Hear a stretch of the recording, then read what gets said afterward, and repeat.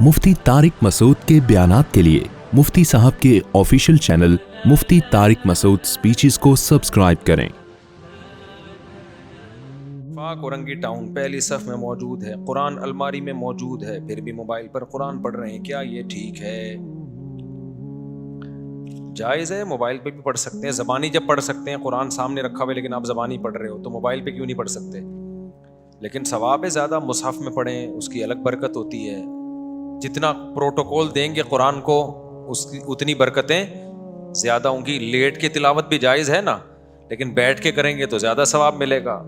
बग़ैर वज़ू के भी जायज़ है, वज़ू करके करेंगे तो और ज़्यादा इज़्ज़त दे रहे हैं। तो बग़ैर मुसहफ़ के ज़बानी भी पढ़ सकते हैं, लेकिन कुरान सामने रखेंगे तो और ज़्यादा उसकी अहमियत होगी और आपके दिल में भी उसकी इज़्ज़त बैठेगी।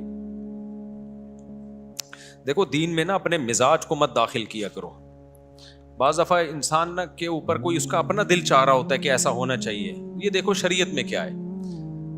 अब जब मोबाइल में कुरान पढ़ना जायज़ है तो जायज़ है ना, इसमें क्या है? हाँ, बेहतर है पढ़ लो। तो बाज़ लोगों को ये होता है मोबाइल कुरान सामने रखा है, मोबाइल में पढ़ रहा है, तो क्या हो गया इसमें? बहुत सारी चीज़ें हम दिन में ना लोगों से वास्ता पड़ता है हमारा, तो वो बुरी चीज़ नहीं होती, लेकिन आपका एक ख़ास मयार बन चुका होता है तो आपको बुरी लग रही होती है वो। मैं बताया था ना, एतकाफ़ में लोग बाज़ दफ़ा पूरी पूरी रात पड़े सोते रहते हैं, तहज्जुद नहीं पढ़ते। तो हमारी इंतज़ामिया के बाज़ लोगों ने कहा ये एतकाफ़ में आए हुए हैं, तहज्जुद नहीं पढ़ रहे। तो मैंने कहा नहीं पढ़ रहे तो क्या है, तो पढ़े रहने दो, फजर तो पढ़ रहे हैं ना, पढ़ लें, अच्छी बात है, उनको समझाओ, लेकिन नहीं पढ़ने से आपको तकलीफ क्यों हो रही है? ठीक है ना, ये तकलीफ होना गलत है। इसका मतलब आप शरीयत से भी एक हाथ आगे जाने की कोशिश कर रहे हो, तो शरीयत से आगे मत निकलो भाई। एतदाल पे रहना चाहिए, एतदाल पे, इफरात और तफरीद का शिकार नहीं होना चाहिए। शरीयत का हुक्म है कि खाना सामने आ जाए ना, भूख लग रही है और खाना ही सामने आ गया तो आप जमात छोड़ सकते हैं, खाना खा लें आप। इसका मामूल बनाना जायज़ नहीं है। लेकिन अगर कभी ऐसा हो गया कि भूख भी लग रही है और खाना इत्तेफाक से उसी टाइम पे आ गया सामने, अब वो छोड़ के जाएंगे, खाना भी ख़राब हो जाता है, ठंडा होता है, बाद में दोबारा गर्म करना पड़ता है। बाज़ दफ़ा ये होता है दिल भी नहीं लगता नमाज में कि यार उधर खाने की तरफ तवज्जो रहती है। तो नबी सल्लल्लाहु अलैहि वसल्लम की सही हदीस है, इज़ा वुज़िअल अशाउ फब्दउ बिल अशा, कि जब रात का खाना रख दिया जाए तो खाना पहले खा लो।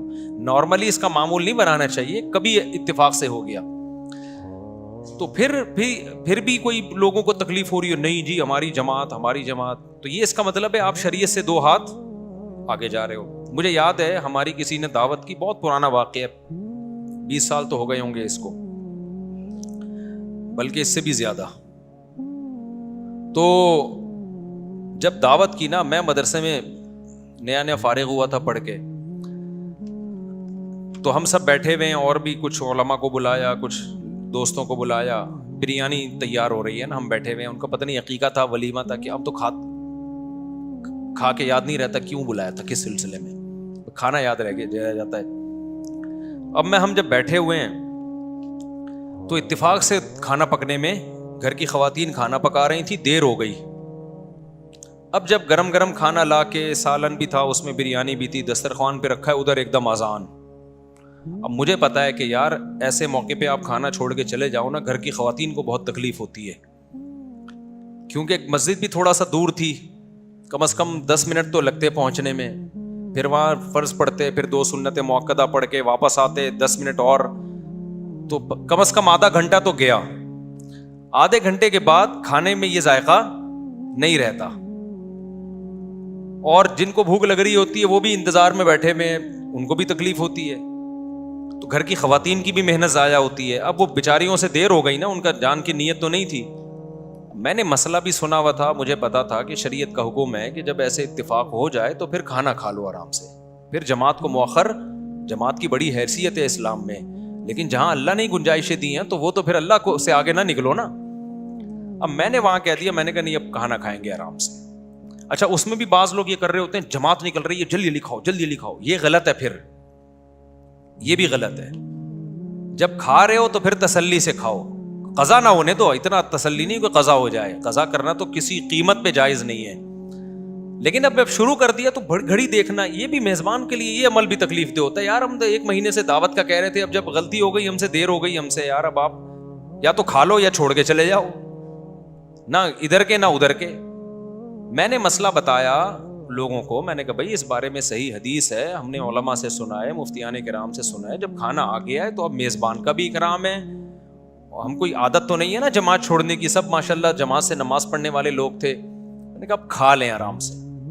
نہیں جی جماعت نہیں ہماری. ایک نے کہا میری تکبیر اولیٰ اتنے عرصے سے نہیں چھوٹی, دوسرے نے یہ کہا, انہوں نے کہا, کیونکہ سارے نیک لوگ تھے نا, تو مسئلہ تو نیک لوگوں کے ساتھ ہی زیادہ, یعنی بعض دفعہ, ہمیشہ نہیں. میں کہہ رہا ہوں یار کھا لو, کہہ رہے نہیں بھائی ہم کیسے چھوڑ سکتے ہیں. تو مجھے لگا کہ اپنا مزاج جو ہے نا, مزاج اور ریکارڈ بنانا کہ ہم جماعت نہیں چھوڑتے, یہ ریکارڈ کی زیادہ ویلیو ہے, شریعت دوسری طرف ہے. تو یہ غلط ہے. سمجھتے ہو کہ نہیں سمجھتے ہو؟ ایسے موقع پہ بھائی میزبان کا دل رکھنا زیادہ بہتر ہے. لیکن کبھی کبھار ہی ہو, ایسے پوستی بن کے روزانہ کھانا ہی اس ٹائم پہ پکوا رہے ہو تو غلط ہے. عبداللہ بن عمر رضی اللہ تعالیٰ عنہ بہت نیک بزرگ صحابی تھے. ان کے بارے میں ہوتا ہے کہ ادھر اقامت ہو رہی ہوتی تھی اور بعض دفعہ گھر میں کھانا پکنے میں دیر ہو گئی اور کھانا سامنے لا کے رکھا, تو بھوک بھی سخت لگی ہوتی تھی, تو اقامت ہو رہی ہوتی تھی اور آپ کھانا کھا رہے ہوتے تھے. لیکن اس کا معمول نہ بنائیں. اور اگر ایسی پرابلم نہیں ہے, بہت زیادہ بھوک نہیں ہے اور کھانے کا خراب ہونے کا بھی خطرہ نہیں ہے, تو پھر نماز ہی پہلے پڑھیں آ کے. صحابہ میں تو کھاتے بھی 2 ٹائم تھے نا, شدید بھوک لگ رہی ہوتی تھی. تو خلاصہ یہی ہے کہ شریعت سے آگے نکلنے کی کوشش نہ کریں. جہاں اللہ میاں نے جو کہہ دیا اس کو اسی طرح کر لیا. نفلی روزہ توڑنا, بعض دفعہ کوئی آپ کا بہت قریبی دعوت کرتا ہے تو پھر سنت ہے ایسے موقع پہ اس کا دل رکھنے کے لیے, اگر آپ نے روزہ رکھا ہوا ہے نا نفلی, تو آپ توڑ دیں روزہ. وہ آپ کے بہت ہی قریبی ہیں, ماموں ہیں, چاچو ہیں, آپ کی والدہ ہیں, آپ کہیں سے آئے تھے, آپ کی والدہ نے کوئی اسپیشل کھانا بنا لیا اس دن, آپ نے کہہ دیا میرا روزہ ہے. اب والدہ کا دل ٹوٹتا ہے, باپ کا, ماموں کا, چاچو کا, یہ جو مقدس رشتے ہیں, یا کوئی بہت ہی قریبی دوست ہے آپ کا, تو ایسے موقع پہ شریعت نے کہا بھائی نفلی روزہ ہے تو اس کو توڑا جا سکتا ہے. لیکن احناف کے نزدیک بعد میں قضا کی جائے گی. دیگر ائمہ کے نزدیک قضا نہیں ہے, لیکن احناف کے نزدیک بعد میں قضا ہے, کیونکہ امام حنیفہ کہتے ہیں یہ بھی نظر یہ فعلی ہے. منت جیسے زبان سے مانی جاتی ہے تو عمل سے بھی ہوتی ہے. تو جب کوئی عمل جب تک شروع نہیں کیا وہ لازم نہیں ہوتا, لیکن جب شروع کر دیا تو اس کو کمپلیٹ کرنا لازم ہے.